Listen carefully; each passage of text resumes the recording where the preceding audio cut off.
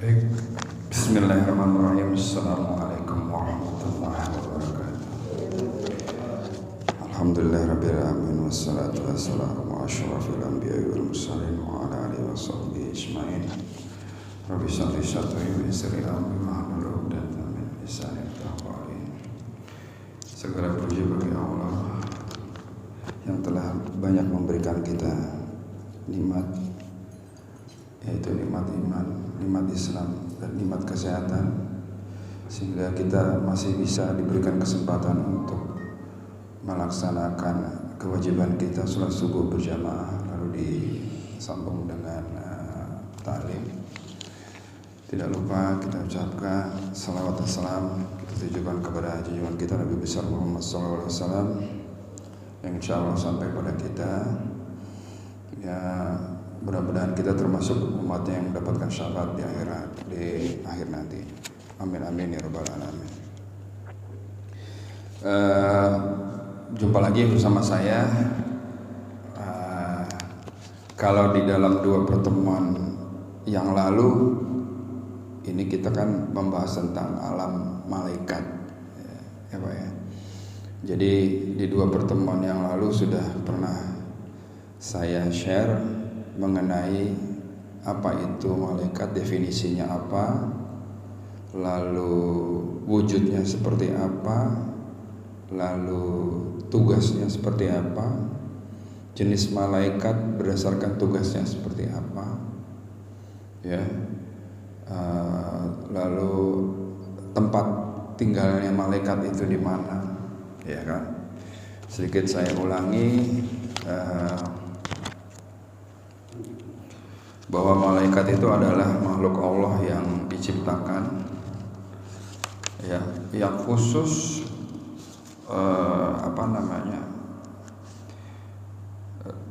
makhluk gaib yang Allah ciptakan dari cahaya dan selalu taat kepada perintah Allah dan tidak pernah bermaksiat kepada Allah. Dan dia diberikan keleluasan atau kemampuan full di mana dia ditugaskan. Contohnya misalnya kayak malaikat Jibril yang memberikan wahyu, ya kan? Ada lagi malaikat yang bertugas memberikan rezeki, gitu kan? Itu dikasih full privilege, ya kan, buat melaksanakan tugasnya. Dan malaikat nggak punya nafsu, ya kan? Malaikat wujudnya juga pernah disaksikan oleh Rasulullah SAW dalam bentuk aslinya, juga dalam bentuk sudah menyerupai manusia. Dan mereka juga punya sayap dan juga memiliki akal dan tidak memiliki hawa nafsu. Dan yang paling penting lagi adalah malaikat tidak mengetahui ilmu gaib kecuali yang diberitahu oleh Allah. Ya, walaupun dia makhluk yang sangat dekat sama Allah, tapi dia tidak bisa mengetahui hal yang gaib kalau nggak dikasih tahu. Nah, itu bisa kita cek di surat Al-Baqarah mulai ayat 30, ya. Lalu malaikat juga ditugaskan menurut tugasnya. Ada 3 pemimpin malaikat. Pertama malaikat Jibril yang bertugas menyampaikan wahyu, malaikat Israfil yang bertugas meniup sangkakala di akhir nanti, dan malaikat Mikail yang bertugas memberi rezeki kepada makhluk bumi seperti menurunkan hujan, menumbuhkan tanaman, ya. So, ada lagi malaikat menjaga manusia, Pak. Kita ini dijaga sama malaikat depan sama belakang. Nah, kalau kanan sama kirinya itu malaikat yang mencatat amal baik, amal buruk. Lalu ada malaikat yang selalu berkeliling mencari majelis-majelis zikir. Jadi kalau kita gini, kita nggak pernah tahu. Mungkin di sini ada malaikat yang lagi dengerin dan ikut mencatat. Ya, lalu ada malaikat maut yang tugasnya memang mencabut nyawa. Ada yang juga ditugaskan bertanya dalam kubur. Ada juga yang menjaga neraka dan surga, ya kan? Terus di mana tempat tinggalnya malaikat? Nah, tempat tinggalnya malaikat itu pernah dalam satu hadis riwayat Bukhari dan Muslim, ketika Rasulullah mencapai langit ke-7 saat Mi'raj, kemudian aku dibawa naik ke Baitul Ma'mur. Baitul Ma'mur itu tempat ngeposnya malaikat, tempat tawafnya malaikat. Setiap hari ada 70.000 malaikat yang masuk ke sana. Setelah keluar dari sana dia nggak pernah balik lagi. Jadi 70.000 masuk, keluar, ganti 70.000 yang baru, begitu terus. Nah itu bisa kita lihat betapa banyaknya malaikat yang ada, ya kan. Terus yang sekarang yang kita mau share adalah tempat-tempat yang tidak disukai oleh malaikat. Jadi menurut syariat Islam ada beberapa tempat di mana para malaikat tidak akan mendatangi tempat atau rumah tersebut, dan ada pendapat lain yang mengatakan adanya pengecualian terhadap malaikat-malaikat tertentu yang tetap akan mengunjungi tempat-tempat. Jadi ada umum, ada yang khusus ya Pak ya. Pendapat ini telah disampaikan oleh Ibnu Wahdah, Imam Al-Khattabi dan yang lainnya. Tempat atau rumah yang tidak dimasuki oleh malaikat itu antara lain: yang pertama, tempat yang di dalamnya terdapat anjing, kecuali anjing untuk kepentingan penjagaan keamanan, pertanian dan berburu. Jadi korelasinya bagaimana? Rumah yang kebersihannya tidak terjaga tentu saja akan dijauhi oleh malaikat. Salah satu faktor yang membuat sebuah rumah tidak suci adalah keberadaan anjing. Jadi gini Pak, adanya anjing untuk penjaga, tempatnya kan nggak di dalam rumah, ya di teras atau di halaman ya, ada tempatnya sendiri. Nah itu masih bisa. Tapi ketika masuk di dalam rumah, nyampur sama penghuni rumah, dikhawatirkan kebersihannya nggak terjaga. Seperti banyak kita pernah tahu ya, misalnya ada orang yang penyuka anjing gitu ya, dia pelihara, depan pelihara, masuk ke dalam.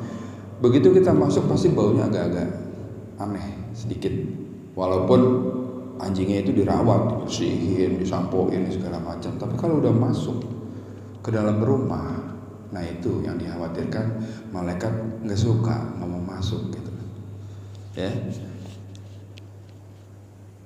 Karena sebenarnya anjing memang dilarang untuk dipelihara oleh umat Islam, kecuali untuk alasan tertentu seperti dimanfaatkan sebagai penjaga rumah. Kita sama-sama tahu ya bahwa untuk berburu juga dibolehkan dipelihara anjing ya.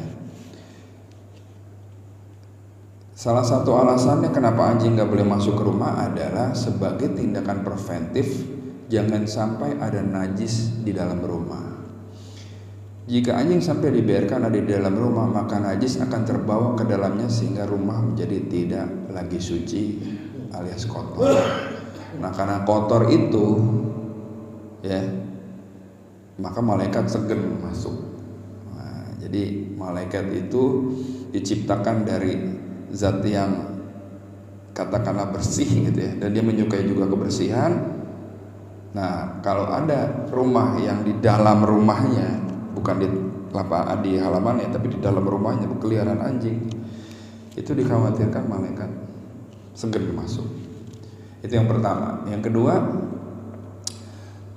tempat yang terdapat patung. Jadi di rumah kita kalau ada patung, sebenarnya patung dan gambar ya. Kalau gambar ini gambar-gambar makhluk hidup ya, yang kalau ditiupkan ruh tuh bisa hidup. Nah, tapi kalau saya pernah dan pernah juga mencari kalau foto bagaimana gitu ya. Foto kan gambar juga ya. Kalau foto dilarang, berarti kalau ada kantor yang ada foto presidennya bagaimana tuh? Kalau masuk malaikat, iya kan? Ya kan? Nah itu mesti dicari lagi tuh Pak. Tapi yang jelas kalau patung udah confirm deh. Jadi kalau misalnya di rumah kita ada patung gitu, kita pajang, mau patung apa kayak gitu, nah itu malaikat segan tuh masuk ya. Jadi ciri rumah yang tidak dimasuki malaikat saja adalah ada pajangan patung. Meskipun sebagai dekorasi, ini akan membuat rumah orang yang memilikinya seakan mendukung pembuatan patung tersebut. Sementara kita tahu buat patung itu hukumnya apa di dalam Islam kan gitu ya. Padahal membuat patung apalagi yang berbentuk utuh atau patung makhluk hidup merupakan perbuatan yang dilarang oleh Allah Subhanahu wa taala. Dengan begitu sebagus apapun patung yang dipajang, bisa jadi hal tersebut akan membuat malaikat enggan untuk mengunjungi rumah. Hati-hati nih Pak, sekecil apapun ya, patung ya, itu kalau bisa jangan pernah ada gitu lah, atau disimpan aja lah gitu. Jangan pernah dipajang gitu, takutnya kayak gitu. Yang ketiga, nah ini Pak, tempat yang memiliki bau tidak sedap atau menyengat. Nah, ini berkaitan dengan kebersihan rumah dan kebersihan orang-orang yang ada di rumah itu sendiri. Jadi malaikat juga sangat tidak menyukai rumah yang memiliki bau tak sedap serta terlihat kotor. Rasulullah SAW bersabda, siapa saja yang memakan pohon yang tidak sedap ini janganlah mendekati masjid kami. Sesungguhnya malaikat akan merasa sakit karena aromanya seperti halnya manusia. Ini hadis riwayat Muslim ya. Pohon itu yaitu makan bawang ya. Jadi kalau misalnya habis makan bawang, kalau bisa dibersihin dulu baru masuk ke masjid, berikut sholat. Itu pastikan rumah selalu dibersihkan agar tampilannya terlihat bersih dan tak ada bau tak sedap yang muncul karena malas membersihkan rumah. Ini hati-hati Pak. Di mana di tempat tinggal kita yang baunya lumayan menyengat? Ada dua, dapur sama kamar mandi. Tuh, kamar mandi yang nggak sering dikosrek, hati-hati Pak, malaikat malas masuk. Di dapur kalau ada sampah buru-buru dikeluarin ya, ini kita sering lupa ya gitu lah. Terus disarankan ada wewangian, artinya satu, kita jaga tempat kita bersih dan wangi ya kan. Pertama buat kita sendiri juga seneng, malaikat juga seneng Pak gitu ya. Kamar mandi itu apalagi kamar mandinya kotor, bau, pesing misalnya, nah itu. Begitu juga kamar mandi yang ada di masjid Pak gitu. Jadi bukan tugasnya marbot aja sebenarnya sih, tugas kita semua sebagai jamaah di masjid ini. Kalau suatu waktu kita nanti bisa kerja bakti, ke toilet masjid tuh mesti wangi, bersih gitu ya. Nah, yang selanjutnya adalah rumah yang gak disukai oleh malaikat, yaitu rumah yang tidak pernah terdengar lantunan ayat Al-Quran. Ya. Rumah yang penghuninya tidak pernah membaca Al-Quran juga akan menjadi rumah yang tidak dimasuki malaikat. Sebab rumah tersebut akan terasa sangat kelam karena tidak dibacakan ayat suci sehingga dijauhkan dari rahmat Allah Subhanahu wa taala. Rasulullah SAW bersabda, tidaklah suatu kaum berkumpul di dalam salah satu rumah Allah atau masjid untuk membacakan kitab Allah Al-Quran dan mempelajarinya, melainkan ketenangan jiwa bagi mereka. Mereka diliputi oleh rahmat, dikelilingi oleh para malaikat, dan Allah menyebut nama-nama mereka di hadapan para malaikat yang ada di sisinya.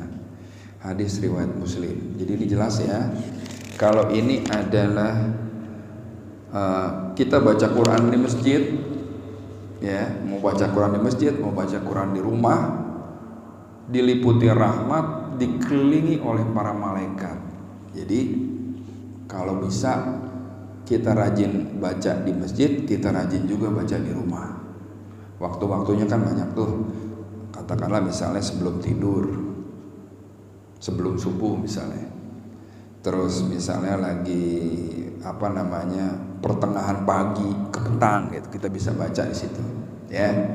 Kenapa? Karena kita pengen malaikat senang sama tempat tinggal kita ya kan. Oke, yang kelima, rumah yang tidak disukai oleh malaikat adalah rumah yang dihuni orang-orang pelit Pak ya.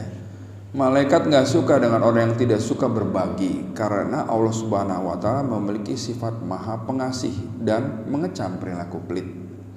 Selain itu, Allah Subhanahu wa ta'ala juga merupakan sumber rezeki bagi semua makhluknya yang memberi fasilitas hidup untuk semua manusia tanpa meminta balasan. Dengan kata lain, Allah Subhanahu wa ta'ala sangat tidak suka dengan manusia yang menahan harta bagi orang yang membutuhkan. Jadi jika Allah Subhanahu wa ta'ala aja tidak menyukai orang yang pelit, begitu juga malaikat yang selalu patuh pada perintah Allah. Ya Pak ya. Jadi sebisa mungkin kita jangan masuk kategori yang ini. Ya, ada 5 tadi ya saya sebutkan. Pertama, tempat yang ada anjingnya, tempat yang ada patungnya, terus udah gitu tempat yang bau, kotor, tempat yang nggak pernah dibacakan Al-Quran, yang terakhir tempat yang dihuni orang-orang pelit. Jadi kalau ada yang namanya gerakan sedekah subuh, itu adalah salah satu yang disukai, perbuatan yang disukai oleh Allah dan disukai juga oleh malaikat. Terus orang-orang yang pelit tidak hanya tidak disukai oleh Allah dan malaikatnya, tapi nggak disukai juga sama orang-orang sebelah-sebelahnya, ya kan? Jadi di sini kegiatan yang horizontal, tapi efeknya kepada yang vertikal. Sekali lagi, kita jangan termasuk orang-orang yang ini nih, orang-orang yang pelit. Jadi yang disebutkan tadi itu berdasarkan dari hadis sahih yang dicatat oleh para imam, diantaranya Ahmad, Bukhari, Tirmizi, Muslim. Jadi tidak sedikit nas hadis yang menyatakan bahwa malaikat rahmat tidak akan memasuki rumah yang di dalamnya terdapat anjing dan pahala pemilik anjing akan susut atau berkurang. Ya, tapi kalau untuk penjagaan, oke. Penjagaan buat berburu ya. Oke. Terus kalau malaikat ada tempat-tempat yang nggak disukai oleh malaikat, terus bagaimana supaya malaikat itu kita undang ke rumah? Bagaimana caranya? Tadi kan udah tahu tuh tempat-tempat yang nggak disukai oleh malaikat. Ya. Terus bagaimana caranya ngundang malaikat supaya datang ke rumah? Salah satu konsep rumah tinggal yang berkarakter Islami adalah seluruh aktivitasnya dilandasi ibadah mencari ridha Allah, serta bermanfaat bagi diri sendiri, keluarga, dan lingkungan sekitarnya. Rumah dengan konsep tersebut juga bisa menjadi cara yang baik untuk mengundang malaikat ke rumah. Salah satu yang paling mudah dilakukan adalah dengan penghuni rumah selalu berzikir atau mengingat Allah Subhanahu wa taala. Praktiknya pun bisa bermacam-macam, bisa dengan mengajak keluarga untuk tilawah, bisa membentuk forum mengkaji Quran, halaqah keluarga dan lain sebagainya. Yang pasti di dalam majelis tersebut seorang bisa terus mengingat Allah Subhanahu wa taala. Mengenai hal ini Rasulullah SAW bersabda, sungguhnya rumah itu akan terasa luas bagi penghuninya, akan didatangi malaikat, dijauhi setan, dan akan membajiri pula kebaikan ke dalamnya jika dibacakan Al-Quran di dalamnya. Nah, jadi yang pertama, gimana caranya ngundang malaikat? Kita jadiin tuh rumah kita menjadi magnetnya malaikat supaya pada datang. Gimana caranya? Selalu mengingat Allah, berzikir dengan berbagai macam cara, ya kan? Salah satunya dengan tilawah, terus mengkaji Quran. Jadi kalau misalnya kita pulang nih dari sini, terus di rumah kita baca lagi, yang tadi disampaikan ini dibaca lagi Qurannya, dilihat lagi terjemahannya, dilihat lagi tafsirnya, ya Pak. Itu malaikat ngikut terus Pak, datang ke rumah kita. Nih Pak Andis nih, pulang dari sini dia buka Quran. Tadi yang diomongin apa ya? Ini dia pelajarin lagi, ya. Itu ngundang malaikat Pak. Ya. Sebaliknya rumah itu akan terasa sempit bagi penghuninya, akan dijauhi malaikat dan akan didatangi setan, serta tidak akan banyak kebaikan di dalamnya jika tidak dibacakan Al-Quran. Makanya penting nih Pak ya, dari tadi baca Quran. Jadi baca Quran itu tidak hanya menenteramkan bagi yang baca, tapi membuat keberkahan juga bagi seluruh penghuni rumah dan rumah itu sendiri. Kita pernah dengar yang namanya baiti jannati, rumahku surgaku, ya kan? Tapi ada juga orang yang berasa rumah gue kayak neraka nih, gitu. Ya kan? Nggak ada ketenangan di dalamnya. Orang yang penghuninya ribut terus, hawanya panas, didatengin sama tamu-tamu kagak betah. Nah, itu salah satu cirinya bahwa rumah kita gak ada berkahnya, itu kurang berkahnya. Bagaimana supaya rumah kita berkah? Itu tadi dibacain Quran pertama, terus kedua kita kaji Quran, jadi istilahnya mencari ilmu, Ya kan, kayak misalnya besok giliran Pak Luli nih nyampaikan, Pak Luli nyari materi, tapi malaikat datang, wih sini, ini ada hamba Allah nih yang lagi nyari materi buat besok nih, tatetin, ya kan keren tuh, ya udahlah dapat materi, ilmu kita nambah, malaikat datang tongkrongin, wah ini kawan-kawan dari Masjid Anas nih, ya kan, ada yang satu semangat nyari materi, ada yang satu semangat ngedengerin, istilahnya gua nggak boleh kelewatan nih, ya kan, tiap hari ada, ya kan. Makanya alhamdulillah kita punya program kayak begini, jalan terus ya. Amin ya. Pada majelis semacam itu malaikat akan datang ke rumah, tidak sekedar datang, namun juga para malaikat akan menaungi seluruh anggota keluarga sambil mencurahkan rahmat dan menurunkan sakinah di dalamnya. Tuh Pak, jangan diundang setan Pak, jangan diundang setan, jangan diundang, malaikat yang kita undang, setan mah kita aduh sono aja dulu, ya kan. Caranya gimana? Itu tadi ya. Selain zikir, ada cara lain nggak Pak? Selain zikir, cara mengundang malaikat untuk datang memberkahi rumah atau ciri rumah yang disukai malaikat antara lain rumah yang senantiasa bersih. Tadi sudah kita jelaskan ya.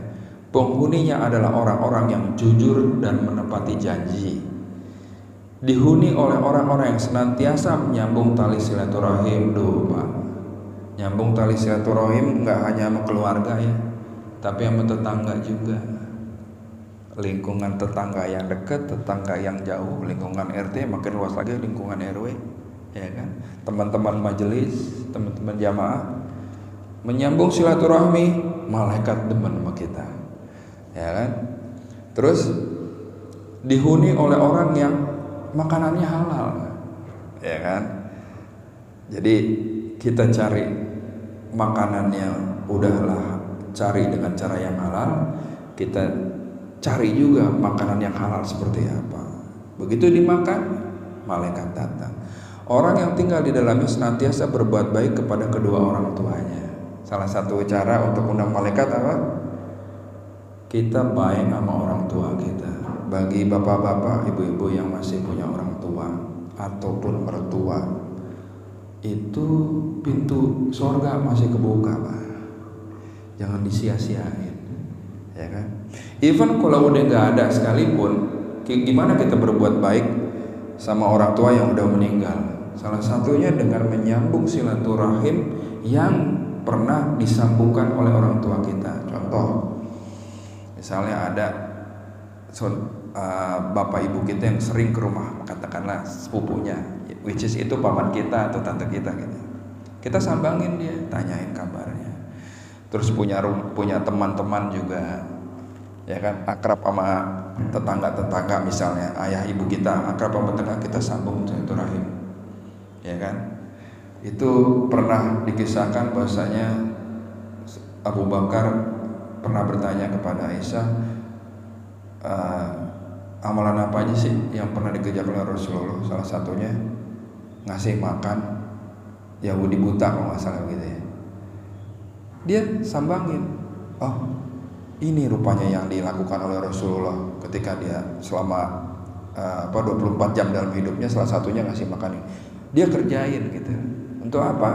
Itu mendapatkan utamaan tadi, nyambung silaturahim. Ya. Selanjutnya adalah tadi orang-orang yang tinggal di dalamnya senantiasa berbuat baik kepada kedua orang tuanya. Jadi namanya orang tua Pak, benar orang tua kandung atau mertua atau orang yang dituakan Pak. Jadi kalau kita masih punya paman, masih punya bibi atau masih punya nenek katakanlah masih hidup, ya itu termasuk tuh Pak, yang harus kita berbuat baik kepada mereka. Supaya apa? Supaya malaikat demen sama kita. Yang selanjutnya adalah yang disukai oleh malaikat, rumah yang dihuni oleh para penuntut ilmu. Nah ini, lepas dari sini pulang ke rumah, buka-buka buku lagi, cari lagi di internet, ya kan, untuk nambah ilmu kita. Begitu kita cari itu ilmu, malaikat menyertai kita. Alhamdulillah Pak, ya kan, mudah-mudahan kita istiqomah di situ, amin. Terus rumah yang bagaimana lagi? Rumah yang bersih dari barang-barang haram. ya kan? Yang selanjutnya adalah penghuninya adalah orang yang rendah hati, sabar, tawakal, qanaah, dermawan, pemaaf yang senantiasa bersih lahir batin, dan para penghuninya makan enggak terlalu banyak. Nah, gitu. Ini bagi orang-orang yang demen makan kayak saya nih, ada ada boundary-nya nih. Jangan makan kebanyakan. Ntar malaikat kagak mau datang. Jangan juga kurang makan, Pak. Kalau kurang makan lemes, Pak, ya. Buat nyari ilmu. Nyari ilmu itu apalagi fokus ya. Kalau lagi nyari ilmu fokus tuh lapar, Pak. Karena energinya keserap di situ. Ya, pasti Bapak pernah ngalamin ya. Waktu sekolah dulu mau ujian mau apa, baca. Sini ada kacang, sini ada apa, ada minuman soda, ada apa itu. Kenapa mesti begitu? Lapar, Pak. Kalau lagi belajar tuh, ya. Makanya pas banget nih. Talim selesai, ada hidangan. Pas banget, Pak. Ya Pak Rahmat. Oke. Termasuk golongan orang yang merugi saat hunian yang dimilikinya termasuk dalam kategori rumah yang tidak dimasuki malaikat. Untuk itu senantiasa lakukan kebaikan di rumah agar malaikat mau masuk ke dalam rumah dan tercipta kedamaian di tengah-tengah keluarga. Jadi kita tahu ya, malaikat itu suka dengan orang-orang yang benar-benar ada di jalan Allah. Orang yang bersih, orang yang nuntut ilmu, ya kan, orang yang menghargai orang tua, yang ngrumat orang tua. Apalagi ada, maaf Pak, ada orang tua tinggal di tempat kita dan dia lagi sakit, kita ikhlas ngerumat dia gitu. Nah itu malaikat datang tiap hari. Catat, ngerawat orang sakit kan ini Pak, berat Pak. Kadang tenaga oke, tapi kadang hati kita pegel gitu loh. Ini saya bisa bilang begini karena saya paling terakhir, saya kan anak terakhir, paling terakhir cabut dari rumah, ya kan, yang lain udah pada nikah gitu, saya terakhir Pak. Nah, saya tuh kebagian tuh ngurusin ibu sama bapak saya. Tambahan waktu itu ada bude saya yang nggak punya keluarga, taruh di situ gitu. Nah saya anggap itu sebagai ini ladang amal misalnya gitu ya. Tapi begitu Pak, kadang-kadang kita lagi capek, pegel juga, waduh sakit begini nih, mesti nebus obat nih, mesti begini, makan mesti disuapin segala macam. Nah itu ujiannya Pak. Tapi ketika kita lolos dari itu, rasanya bukan main Pak, bukan main Pak, nggak bisa dicari lagi tuh. Jadi kalau masih ada orang tua yang dituakan, ya, apalagi dalam keadaan sakit, di rumah malaikat datang, ya Pak. Terus orang-orang yang makan makanan halal, yang enggak pelit, orang jujur yang menepati janji, itu malaikat suka. Nah mulai sekarang kita udah tahu begini, kita ciptakan tuh rumah kita yang rumah jadi magnetnya malaikat. Bagaimana caranya? Itu tadi, sering dibacain Quran, sering cari ilmu gitu lah. Jangan cuma dipakai cuma tinggal doang, tempat tinggal doang, jangan Pak, ya kan, rugi. Karena banyak yang bisa dilakukan di situ. Oke. Kalau tadi ada tempat yang tidak disukai malaikat dan tempat yang disukai malaikat, ya kan? Gimana cara ngundangnya? Dan yang terakhir adalah gimana cara mendapatkan doa dari malaikat? Kita bisa Pak, dapat doa dari malaikat Pak. Ya. Jadi malaikat diciptakan Allah Ta'ala dari cahaya atau nur. Tujuan dari penciptaan mereka adalah khusus untuk beribadah kepadanya, kagak ada lain tuh. Ya.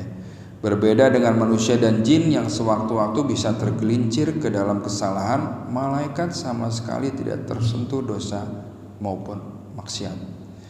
Karena kesucian itulah apapun yang didoakan malaikat niscaya akan dijawab oleh Allah Ta'ala. Nah, malaikat tadi kan penciptaannya sebagai istilahnya pembantunya Allah nih.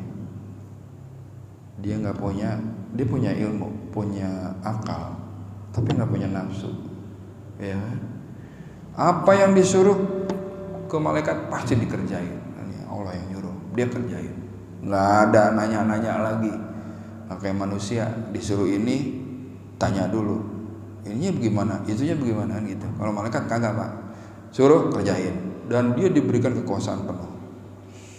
Karena kedekatannya itu, maka doanya itu istilahnya kagak ada hijabnya lagi Pak. Gimana kalau kita didoain, nih contoh aja ya, didoain sama seorang ulama yang hebat sekali, ulama zuhud, ulama yang ilmunya luar biasa, kita didoain sama dia, kan seneng banget Pak. Itu baru orang Pak yang maaf, bagaimanapun orang tempatnya salah gitu, ada salahnya. Even dia ulama hebat sekalipun ya kan. Makanya ulama aja kita hormatin kayak gitu, apalagi nih malaikat Pak. Malaikat doain kagak pakai hijab, langsung dia ngelihat, dia seneng, dia doain kita, udah ada hijab sama Allah ya. Nah terus pertanyaannya, amalan apa yang harus kita lakukan agar malaikat mendoakan kita ya? Tadi caranya ngundang jelas Pak ya. Ini baru diundang nih. Diundang aja udah oke banget. Apalagi didoain. Nah ini ada 12 amalan Pak.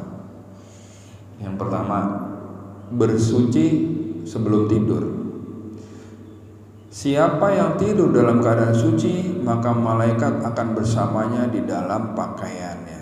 Dia tidak akan bangun hingga malaikat berdoa, ya Allah, ampunilah hambamu si fulan karena tidur dalam keadaan suci.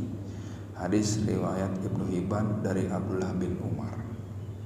Ya Pak, jadi kalau ada kebiasaan yang kalau sebelum tidur itu wudu dulu, misalnya kita umurnya selesai sampai di situ, kita dalam keadaan suci, kan gitu Pak. Ya. Sementara tidur itu kan adalah mati yang dibalikin lagi nyawanya. Nah, tidur kan, ya kan? Makanya ada doanya mau tidur itu. Nah, ketika kita tidur dalam keadaan suci, biasanya nih agak-agak malas juga, udah ngantuk suruh wudu, seger lagi, gitu kan? Takutnya begitu. Ya, padahal sih insya Allah nggak ada. Saya juga lagi nyoba meraktekin ini, tapi mau gitu Pak, malas Pak. Udah tidur ngantuk suruh wudu, seger lagi, biasa begitu. Padahal keutamaannya ada bersuci sebelum tidur. Yang kedua, amalan apa yang bisa mendapatkan doa dari malaikat? Duduk menunggu waktu sholat.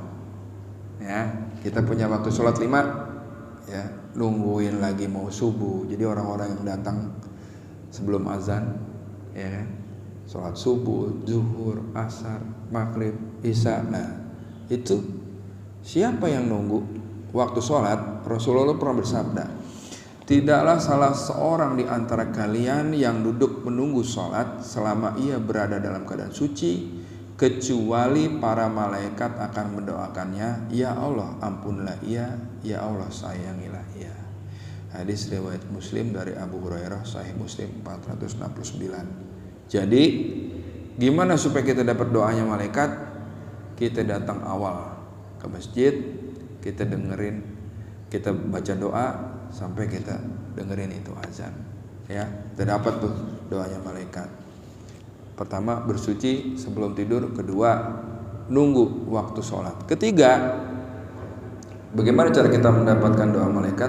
Berdiri di saf terdepan di dalam salat berjamaah, ya. Rasulullah SAW pernah bersabda, sesungguhnya Allah dan para malaikatnya bersolawat kepada orang-orang yang berada pada saf-saf terdepan. Hadis riwayat Abu Daud dan Ibnu Khuzaimah dari Bara bin Azib. Jadi supaya kita dapat doanya malaikat, kita ada di saf-saf terdepan, ya.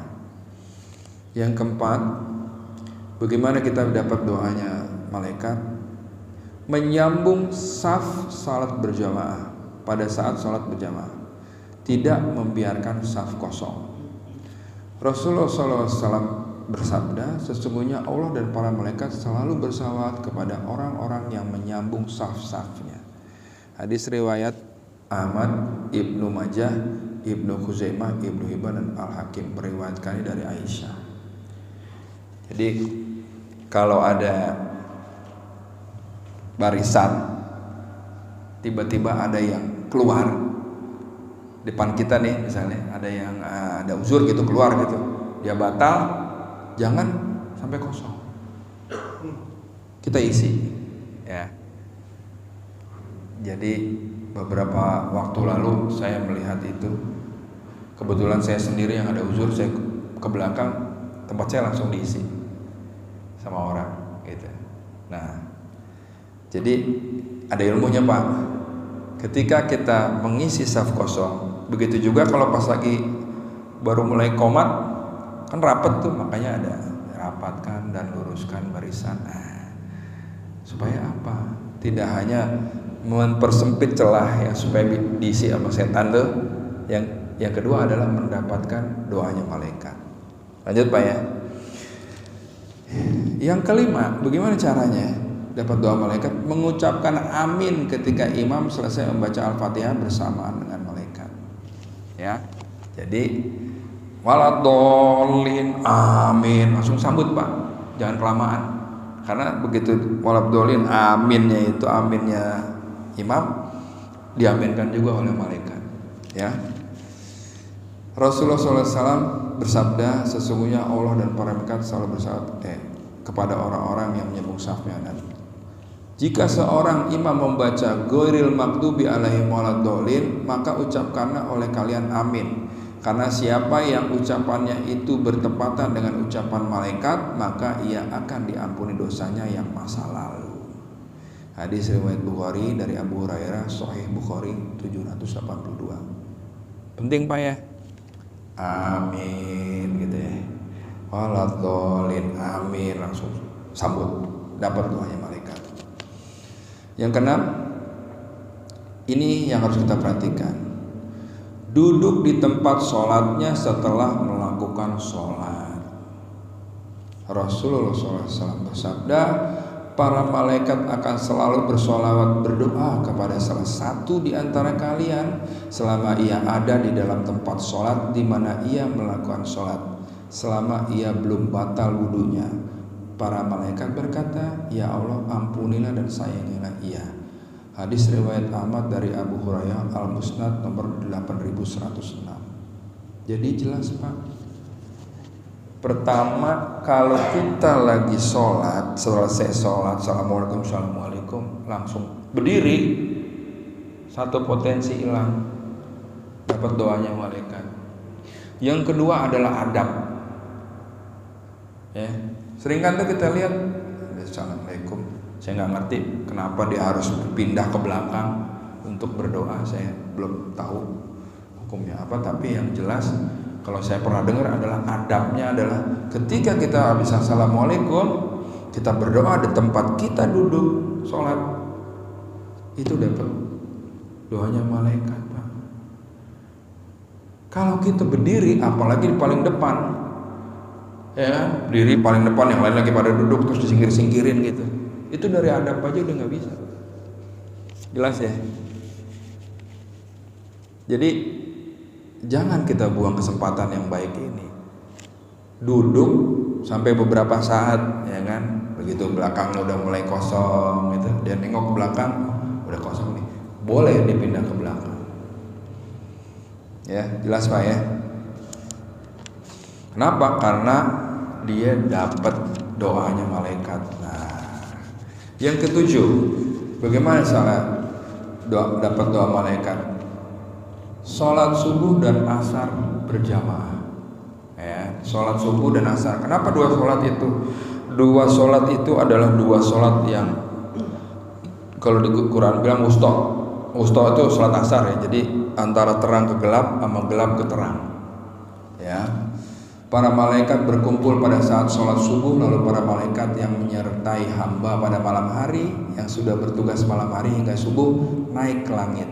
Dan malaikat pada siang hari tetap tinggal. Kemudian mereka berkumpul lagi pada waktu sholat asar, dan malaikat yang ditugaskan pada siang hari hingga sholat asar naik ke langit. sedangkan malaikat yang bertugas pada malam hari tetap tinggal. Lalu Allah bertanya kepada mereka, bagaimana kalian meninggalkan hambaku? Mereka menjawab, kami datang sedang mereka sedang melakukan sholat, dan kami tinggalkan mereka sedang melakukan sholat, maka ampunilah mereka pada hari kiamat. Hadis riwayat dari Abu Hurairah Al-Musnad nomor 9140. Jelas bahwasanya malaikat itu aplusan, Pak, yang dampingin kita malam, berangkatnya subuh, salaman tos, sama malaikat datang pagi kan, shift pagi, tos berangkat deh. Nah, shift pagi tetap ada. Pagi begitu asar, yang jaga malam datang, tos lagi. Nah, itu dua-duanya ditanya, malaikat pagi sama malaikat sore gitu ya, ditanya, lagi ngapain hambaku? Lagi sholat, ya Allah. Lagi kita datang, lagi sholat, lagi kita cabut, lagi sholat juga, gitu. Jadi sholat asar dan subuh berjamaah, ya. Kalau nggak ada uzur, sholat dah berjamaah, ya kan. Paling nggak waktu subuh deh, ya kan. Kalau bisa subuh dan asar, oke. Lanjut, yang ke-8, bagaimana cara mendapatkan doa malaikat? Yaitu mendoakan saudaranya tanpa sepengetahuan orang yang didoain. Lihat Pak, ada berita nih, Jibom sakit, langsung kita, ya Allah ya Rabb, sembuhkanlah Pak Haji Bambang lagi sakit. Al-Fatihah. Bismillahirrahmanirrahim.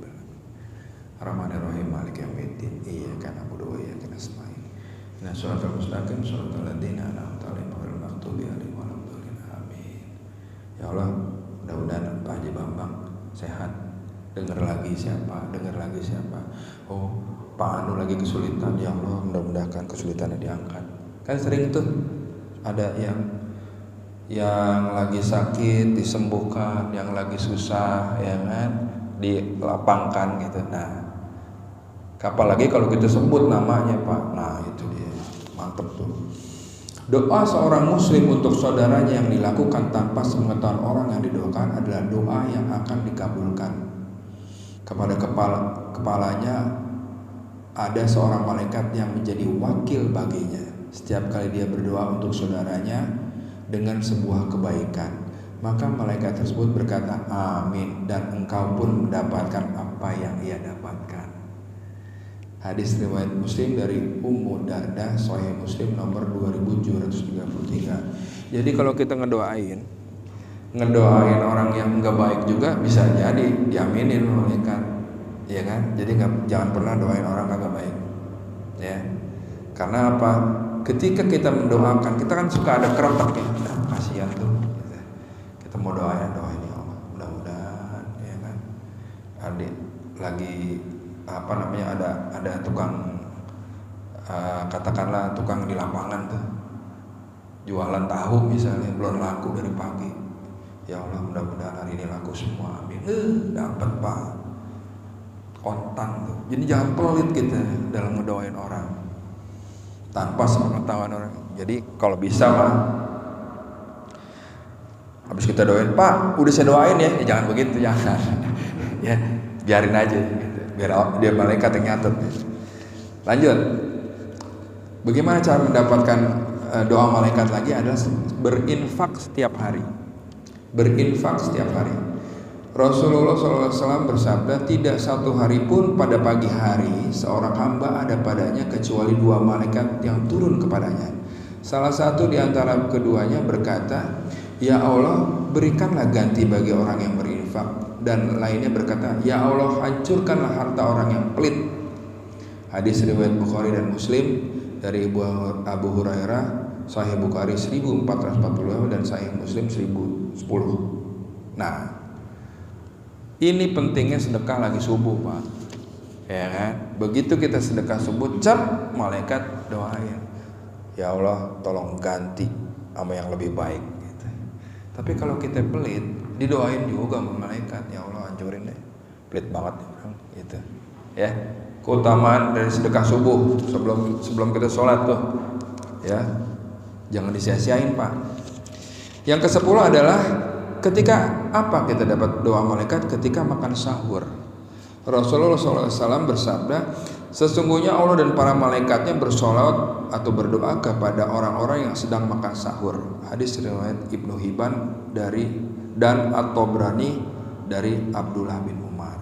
Jadi kalau kita mau puasa besoknya nih, puasa sunnah, kita sahur Pak. Sekecil apapun itu, mau cuman pisang doang atau misalnya air doang, nah itu mendapatkan berkahnya, dapat doa malaikat, ya. Dan yang ke-11 ini yang lumayan nih, menjenguk orang sakit Pak, ya. Jadi kalau sahabat-sahabat Rasul tuh kalau ditanya pagi-pagi, siapa hari ini yang udah tahajud, pada ngacung semua. Siapa hari ini yang sudah sekak, ngacung lagi. Siapa hari ini yang sudah menjenguk orang sakit?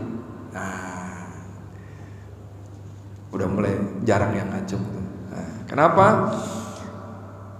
Rasulullah SAW bersabda, tidaklah seorang mukmin menjenguk saudaranya kecuali Allah akan mengutus 70.000 malaikat untuknya yang akan bersolawat, mendoakan kepadanya di waktu siang, kapan saja hingga sore, dan di waktu malam kapan saja hingga subuh. Hadis riwayat Ahmad dari Ali bin Abu Thalib Al-Musnad nomor 754. Jadi ketika kita mengunjungi orang sakit, mau dari pagi kita kunjungi dapat doanya, siang kita kunjungi dapat, malam dapat. Ya, kemarin saya ngelihat Pak Chandra datang ke tempatnya Pak Is. Ada dengar Pak Is lagi sakit, datang Mbak Madu gitu. Tuh dapet tuh doa malaikat. Jadi kalau boleh kita ngirim yang kayak begitu. Siapa yang lagi sakit nih? Nah, kita sambangin, kita doain. Next kita akan bahas mengenai bagaimana adabnya ketika sakit dan menjenguk orang sakit, ya. Oke. Kita dapat doa malaikat nih. Yang terakhir adalah bagaimana caranya mendapatkan doa malaikat adalah dengan mengajarkan kebaikan kepada orang lain. Nah, salah satunya ta'lim kayak begini, ya.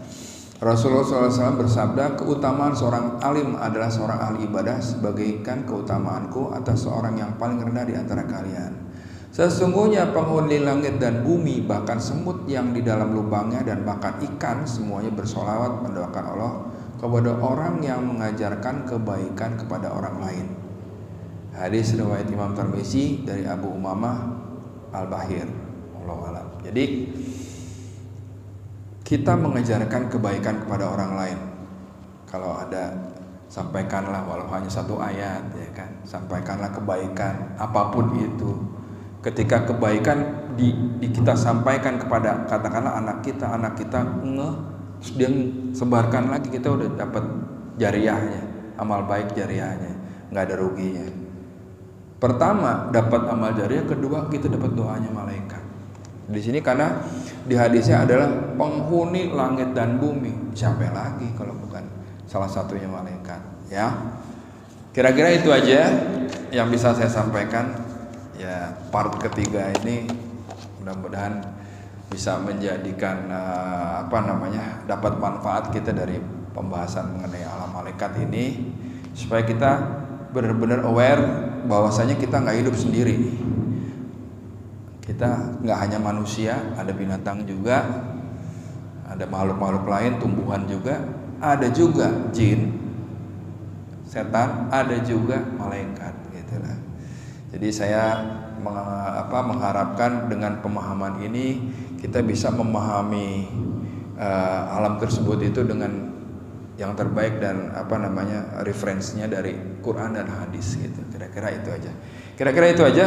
Mungkin ada yang mau ditambahkan atau bertanya? Monggo, silakan. Ya, siap. Waalaikumsalam warahmatullahi. Gimana Pak? Ya, amin. Alhamdulillah. Iya.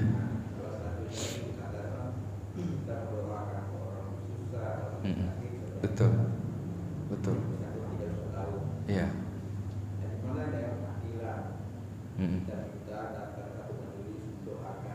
Hmm. Hmm. Kalau mendoakan orang di mana aja Pak, mau di tahlilan kayak mau di apa, insya Allah nyampe, insya Allah mendapatkan doa malaikat juga. Oh, oh nggak apa-apa, nggak apa-apa. Jadi gini Pak, kalau kita minta didoakan pun, ya kan, kita pertama dapat doanya. Tapi mengenai yang tadi mendoakan kawan atau siapapun tanpa dia tahu, itu ada keutamaannya. Nah, dapat doa malaikat, gitulah. Kalau kita minta didoakan ya paling tidak nggak masuk ke sub yang tadi kan. Kita minta kan, doain gue dong gitu kan gitu. Nah, kalau misalnya bapak, wah dia lagi patah tang, lagi sakit gigi nih, makanya dia nggak datang, lagi mulus-mulus nih, kita doa ya Allah, mudah-mudahan mulus-mulusnya cepat sembuh. Nah, dia nggak tahu bapak doain, malaikat nyatet duluan, wah Pak Anis nih sama abangnya nih gitu. Ya kan gitu kan, catat gitu Pak. Tapi kalau misalnya kita minta didoain, ya ada permintaan kan ya Pak ya. Kalau yang menurut pemahaman saya seperti itu, tapi tetap dapat doanya dan segala macamnya. Kecuali misalnya ini kita lagi ada siap koalisi ini kan malam Jumat tuh, Yasinan, kita dalam hati ngedoain siapa gitu yang lagi sakit, misalnya saudara kita atau apa, di dalam Yasinan itu bisa dapat doa malaikat. Benar. Jadi maksudnya tuh case di sini adalah lu doain tanpa orang itu tahu bahwa kita telah doain dia. Nah, itu dapat doa malaikat. Ya, silakan.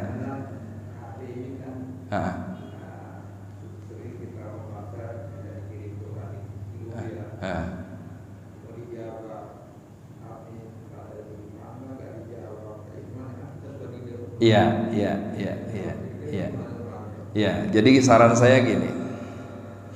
Sering teman-teman kita berbagi doa. Ya, doa pagi, ya kan, doa sore, doa Jumat kan sering bagi. Kalau kita baca doa itu, aminin aja Pak. Gitu lah. Kita balas amin, dalam hati amin, kita balas amin. Minimal yang ngirimin doa begitu dijawab amin, ya kan? Wah, mudah-mudahan sharing saya ini menjadi sharing yang bermanfaat, menjadi amal jariah. Karena gini Pak, kita nggak pernah tahu suasana hati kita lagi ngapain. Ke suatu saat kita lagi suntuk, dapat doa yang benar-benar pas. Pertanyaannya, yang nyuruh orang itu share doa itu dan masuk ke kita siapa? Kalau nggak dari Allah yang ngegerakin hati dia share tuh doanya, nggak pernah tahu Pak, kan gitu. Kira-kira itu. Ada pertanyaan lagi Pak? Ini kebetulan token udah habis. Gimana? Ada pertanyaan lagi? Mungkin Pak? Oke, cukup ya.